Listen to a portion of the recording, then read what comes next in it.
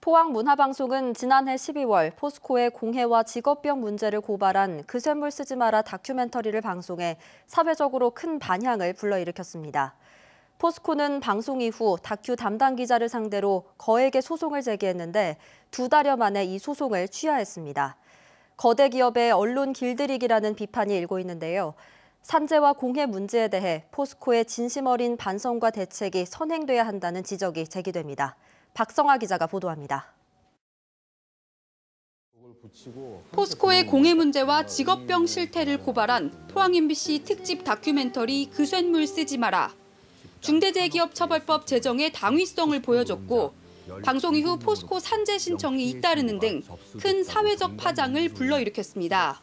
이 방송은 지역사회에 반향을 일으켰고 포스코 노동자들의 추가 산재 신청은 물론 다른 업종의 직업성함까지 사회적 관심을 만들어내고 있다.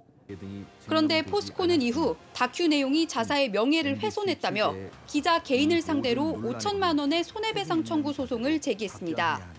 한국노총 포스코 노조도 다큐 내용을 트집 잡아 포항 지역 투자와 사회공헌 활동 중단, 주소 이전 등 협박성 성명을 발표하면서 각계의 비판이 잇따랐습니다. 언론계와 노동계는 포스코가 제기한 소송은 언론인 개인에 대한 보복행위이며 언론의 자유와 알 권리를 부정하는 행위라고 비판했습니다. 여야 정치권의 비판도 이어졌습니다. 그 쇳물을 쓰지 마라. 이거 보셨습니까? 회장님이 답변을 못 하세요.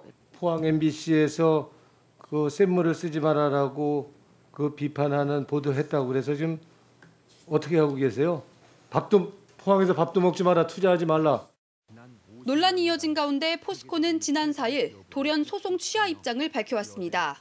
조건 없이 기자 개인에 대한 소송을 취하하며 소송 취하의 구체적인 이유는 설명하지 않았습니다.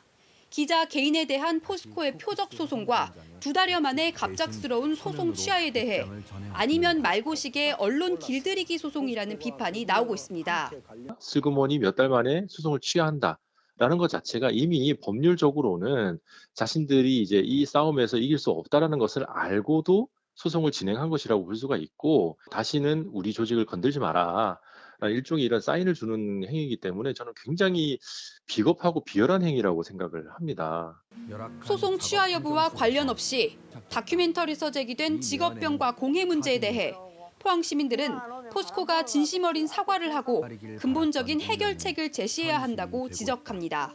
다큐에서 문제 제기했던 산재 사망 사고랑 주변 인근 지역에 대한 공해 피해 이런 문제에 대한 포항 시민들한테 대책을 내놓을 때 많이 진정성 있는 모습이지 않을까.